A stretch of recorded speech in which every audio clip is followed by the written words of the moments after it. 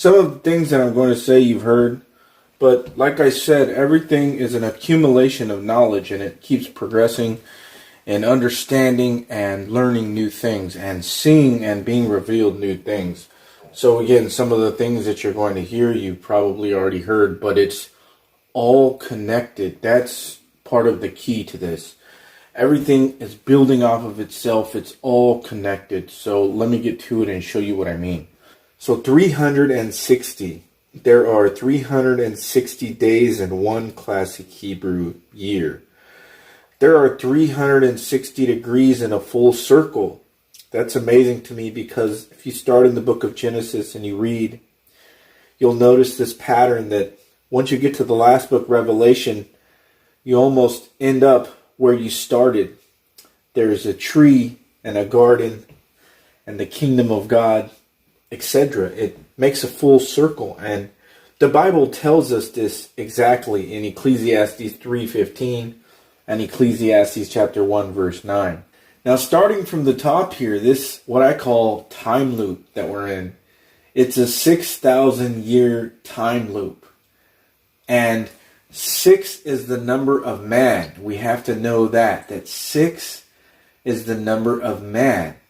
7 is the number of divine completion. 6 is the number of man. And this 6,000 years comes from Genesis chapter 6 verse 3. You see, when Adam fell, his spirit started contending with God's spirit. And it says, "And the Lord said, My spirit shall not always strive with man, for that he also is flesh. Yet his days shall be 120 years. So what God was talking about is 120 jubilees. That is a 50-year period, a jubilee. 120 times 50 is 6,000. Notice this number, the number of man, a 6,000 year time loop of man contending with God and God contending with man. Because at the end of the 6,000 years, we have the 7,000th year, which is called the millennium reign of Jesus Christ. And no longer will that be. Something that is very amazing to me is that when you look up the number 120, as the prophecy talks about in Genesis 6:3, what it means in Strong's Concordance is Adam and man. Wow, isn't that incredible that the number 120 that was prophesied, that God's Spirit would be contending with man, a 6,000 year time loop, actually means, when you look it up, the number 120, Adam and man, the first man to actually fall. That's amazing to me, because it's just all one big pattern connected. Now, getting to the 3773 pattern. In Genesis chapter 1 verse 1, I've talked about, in Hebrew, where it says, in the beginning God created the heaven and the earth, that verse adds up to 2,701 in the numerical value system. Every letter has a number, and it adds up to 2,701. Interestingly enough, if you multiply 37 times 73, that's what you get, 2701. That is Genesis 1:1. Now, when you add these numbers up, 3773, you get a 20. Keep that in mind. So that is the very first verse of the Bible. Then we go to the last days here on earth. This 14-year cycle period that I've been talking about, which is from 2015 to 2029. And again, if you break up the years and then add them together, 20 and 15, you get 35. 2022, you get 42. And 2029, you get 49. If you take those numbers, 35, 42, and 49, and you add the 35 to the 42, you have a 77. You take that 77 and multiply it by the 49, you get another 3773 at the end of the 6,000 year time loop. So in the 6,000 year time loop, in the very first verse, you have a 3773, which is a 20. And at the very end of time here, before Christ comes back, you have another 3773, which is a 20. Remember, 3 plus 7 plus 7 plus 3. And that is the 6,000 year time loop. What is 20 plus 20? That is 40. 40. Why is this amazing? Because 40 means a time of testing. A time of testing. Remember when Moses and the Israelites had to wander the desert for 40 years? Yep. 40, a time of testing. That's what this life is. Remember, the 6,000 year time loop. In the beginning is a 20, at the end is a 20. All the way around, what is it?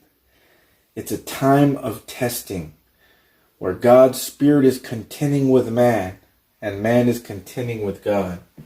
And it is about to come to an end very soon. Now let's take a look at Ecclesiastes 3 verse 15. That which hath been is now, and that which is to be hath already been, and God requireth that which is past, making a full circle. Look at the numbers. 3 and 15. Add them together, you get 18. What is 18? That is a 666. What is 666? That's Revelation chapter 13. Again, you see the 18. And it says that the number of a man is 666. Here is wisdom. Let him that hath understanding count the number of the beast, for it is the number of a man, and his number is 666. Also remember that God made man and beast on the same day, which was the sixth day, 6 being the number of man. You might be wondering, why is beast associated with man, as if man is beast? Well, because man is beast without the Spirit of God. Ecclesiastes 3 verse 18, again notice the 18, 666. I said in mine heart concerning the estate of the sons of men, not sons of God, sons of men, that God might manifest them, and that they might see that they themselves are beasts.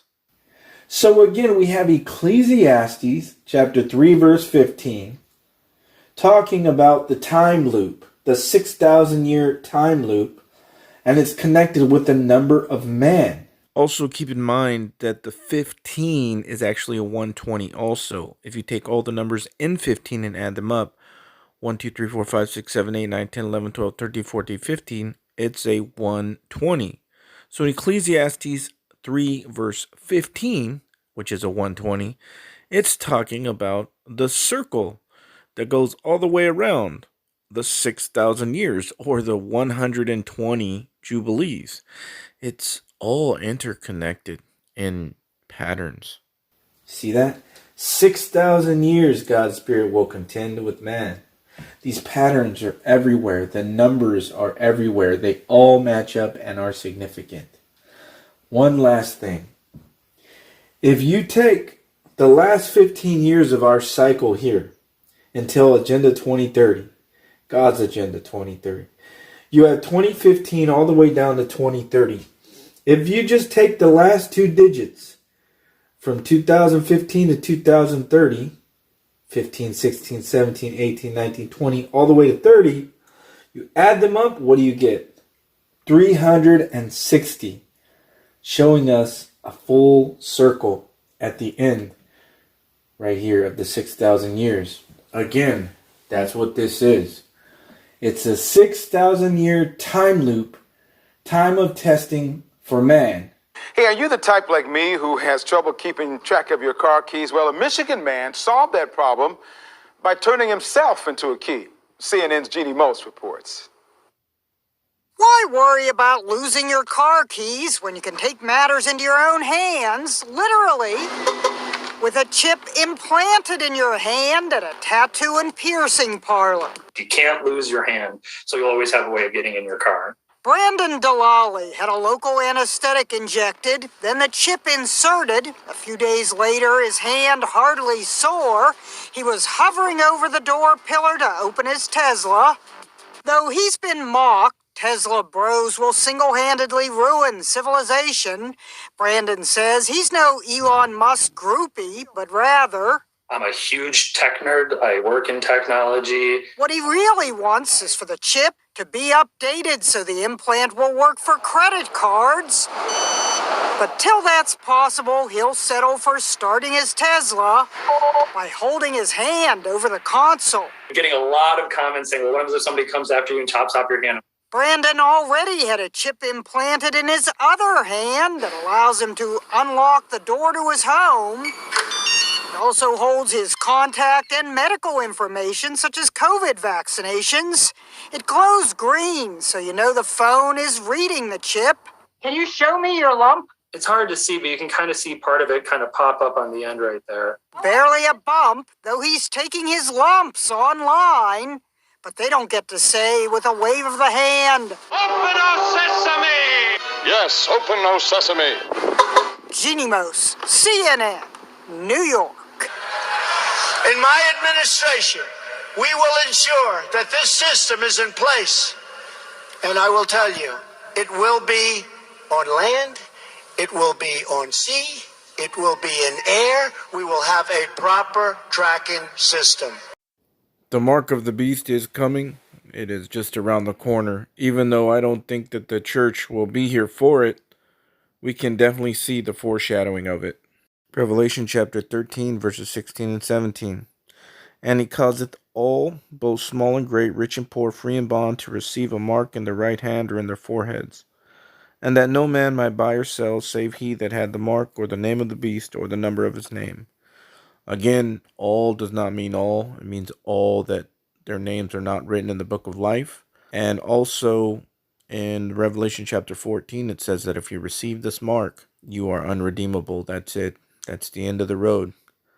So again, thank you guys for listening to my video. God bless.